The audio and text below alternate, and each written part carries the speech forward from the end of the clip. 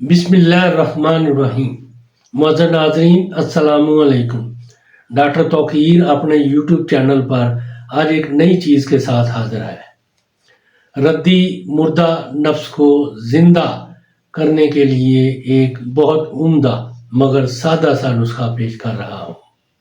ऐसे नौजवान जो अपने हाथों से अपने नफ्स का सत्यानाश कर चुके हैं, छोटी सी ही उम्र में उनका नफ्स मुर्दा हो चुका है या कसरत जमा की वजह से नफ्स में जान नहीं रही, और वो मरीज़ जिनको बढ़ती हुई उम्र की वजह से नफ्स में कमज़ोरी पैदा हो चुकी है, नफ्स पतला छोटा हो चुका है, उन सब के लिए ये नुस्खा बहुत मुफीद और कारआमद है। हाथों से अपना मादा हयात निकालने वाले उनके नफ्स की रगें सिकुड़ चुकी हैं, जिसकी वजह से उनके नफ्स में खून सही तरीके से गर्दिश नहीं कर रहा, जिसकी वजह से नफ्स नकारा हो चुका है, उनके लिए ये बहुत ही मुफीद चीज़ है। इससे पहले कि ये नुस्खा मैं बयान करूं, आप मेरा चैनल सब्सक्राइब कर लें और बेल आइकॉन के आल वाले बटन पर ज़रूर प्रेस करें ताकि मेरी तमाम नई आने वाली वीडियोस के नोटिफिकेशन आप तक बआसानी पहुंचते रहें। नाज़रीन, यही एक सपोर्ट है जो आप मेरी कर सकते हैं। इससे मेरी भी हौसला अफजाई होती रहेगी और मैं आप लोगों के लिए अच्छे अच्छे नुस्खों की वीडियो बनाता रहूँगा। नुस्खा नोट कर लें। गाय का खालिस मक्खन 20 ग्राम, लहसुन देसी छिला हुआ 10 ग्राम, मगज़ हुब्बल मलूक 21 दाने, लौंग 45 दाने, दारचीनी 10 ग्राम। इन तमाम अद्वियात को कूट कर बिल्कुल बारीक पीस लें। इतना बारीक करें कि ये सुरमे की मानंद बिल्कुल मुलायम हो जाए। फिर इनको मक्खन में अच्छी तरह मिक्स करके खरल में डालकर 6 घंटे मतवातर इसको खरल करें। बस ये तिला तैयार है।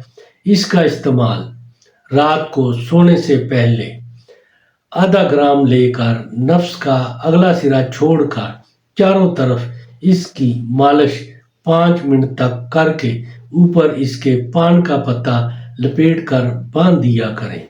इसी तरह रात को रोज़ाना मालिश करने से चंद ही रोज़ के बाद आप देखेंगे कि नफ्स पर छोटे छोटे दाने निकले होंगे।